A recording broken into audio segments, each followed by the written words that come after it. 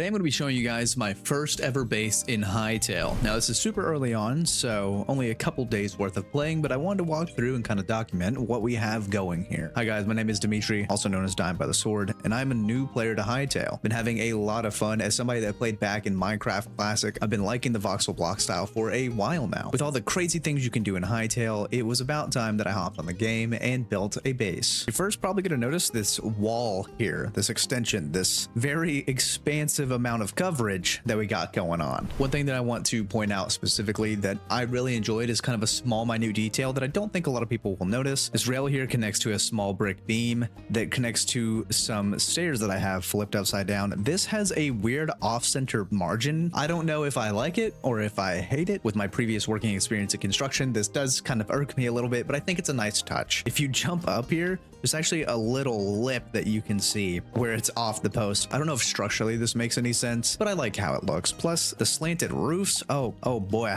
Yeah, look at that. This is a beauty. The hallways in this wall are very long. We're going to skip this part of it and touch back on this later. I'll do a little walk, maybe just a segment of me quickly going through these halls so you guys can see where the layout is. And now the reveal, the little homestead that we have going. Open up these double doors. We have a pathway that goes to our house, a house that I actually took over. I just found this and did a little patchwork. There was a hole in the roof and I decided to fix that puppy up. We've kind of taken over this homestead. I've added a whole bunch of decorative things inside that I'm excited to show later. First off though, we're going to talk about the outside. Here we have a little mine shaft. It goes all the way down to bedrock, which I didn't even know that they had beforehand. This is one of the first things that I started whenever I got into this world. It ended up taking me on a very long journey across the map under a whole bunch of different cave systems, finding ores and mobs that I've never seen before. And I hate to say it, but it took me hours to see sunlight again. This looks a little odd, but I will explain it. I got some horses from the wilderness, brought them back to the house. This is our makeshift stable.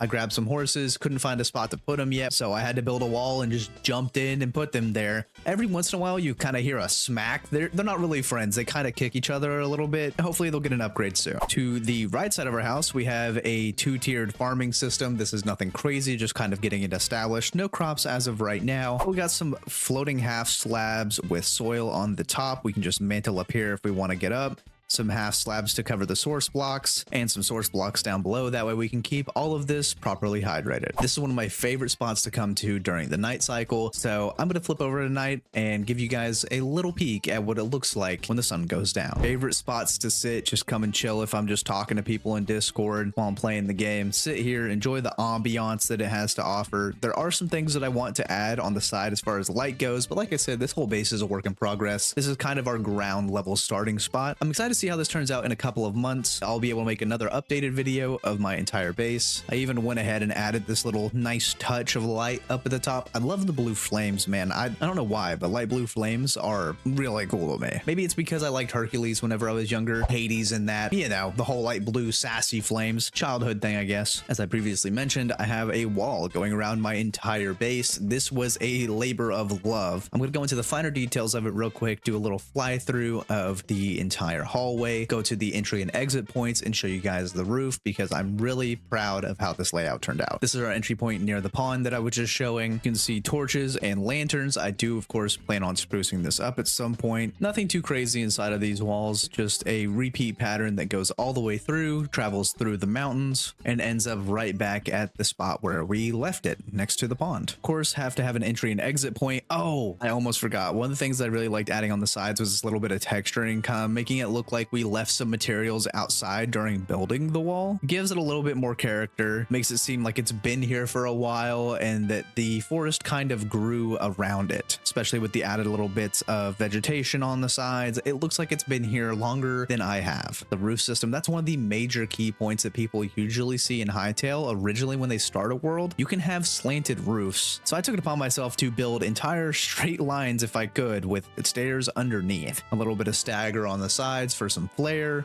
traveling through this little peak, on through the mountain, and around. I'd say the end goal for this outpost is actually to have it quadranted off. 4 sections just spanning out from the house, left, down, right, and up, making things specifically tailored to whatever I'm trying to do within those areas. Say I want to make this right side all farming. I can layer that out, work with the terrain, turn the left side into little housing or more storage. The bottom left might have trees, be more of that route. I'm not too sure what to put on the bottom right, but if you guys want to leave some suggestions down below, I would love to hear them. If you have anything off rip already that you think I should add to this base, please let me know. I'm constantly looking for ideas. And if you guys want to send me some photos of recommendation, go ahead and join the Discord down below. One last thing that you might have picked up that I haven't talked about yet on the outside before we move into the house is this mine shaft that came with this building. I've taken the liberty of filling it up with a couple of lanterns. The mobs like to hide out in here, so I'm not too big on taking adventures into this just yet. I don't have the weaponry where I feel safe enough to do it. This place was full of rails, and I took them for myself so I could eventually build something that was a little bit better than the janky mess that was down here. Again, another labor of love that I'm sure I will have to work on at some point. And of course, I'm open to ideas. Oh man, it's time.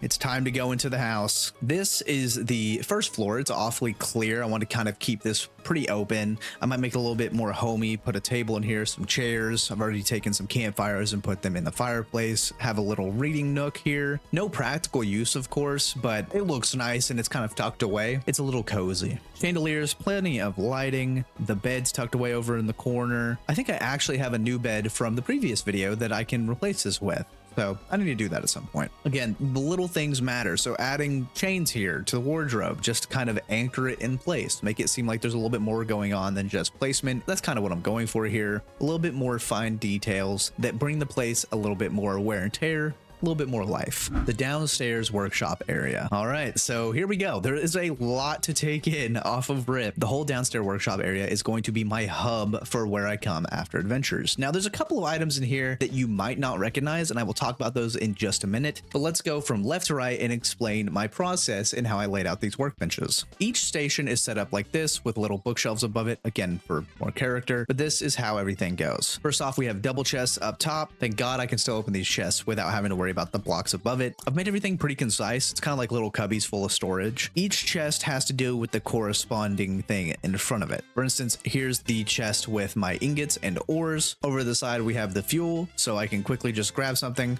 put it in here, turn it on, and be done. That follows all the way through, so every bench has something corresponding to it. A lot of these chests don't have anything in it yet. The world is still in its infancy stage, so a couple months from now, I'm sure I will have way too many things to throw in. I put these tables here in the middle to kind of break up the space. It felt way too open. I have had some ideas to take these out. As of right now, they're a really good placeholder to kind of give it a concise path to follow. And again, these items we'll touch on in a second. Some of you might know what they are, but if you don't, you're going to be really happy to hear me talk about these. This little section was a random idea that I had that I can't wait to finish. I'm sure it's gonna look sick whenever I do. I have random assorted chests here. I was going to kind of organize these by tools and weaponry, but those little items that I mentioned earlier are probably going to change that. At the end of this hallway, I've added enough space for whenever I get a teleporter, I can just add it here. Put it in the bottom of my space, be able to come and go as I please. If I want to travel thousands of blocks away, come back and dump some stuff in my chest, I have the option. Plus, with the skull walls, I think it'll look pretty sick. Now, I know I've been teasing you guys about it the whole time. Now to talk about these items. This is the inventory lectern. If you played any of the inventory mods in Minecraft, this is going to look very familiar to you. Open it up. We have all of our items, regardless of what chest that they're in, and we can quickly grab them. Also, with the added benefit on the side of leave one item in the slot when extracting. If you don't know about the inventory system in Hytale, as long as you have one block that is the same as the ones in your inventory, you can go over and hit quick stack and it will automatically deposit them. Want to come over to the lectern, there's at least one of the items that you have. You can hit clean inventory and it will sort all of those in place. Now, the area depositor here works in a similar fashion. You can just hit F to interact with it. It has an 8-block radius. That way you can pick up the chests in the surrounding area and fill like items. This, to my knowledge, is currently getting worked on so you can up the radius within the item. I should also mention that these are both mods. Really editing this video right now, but I forgot to add the part where you can find out what the mods are. They are, where is this at?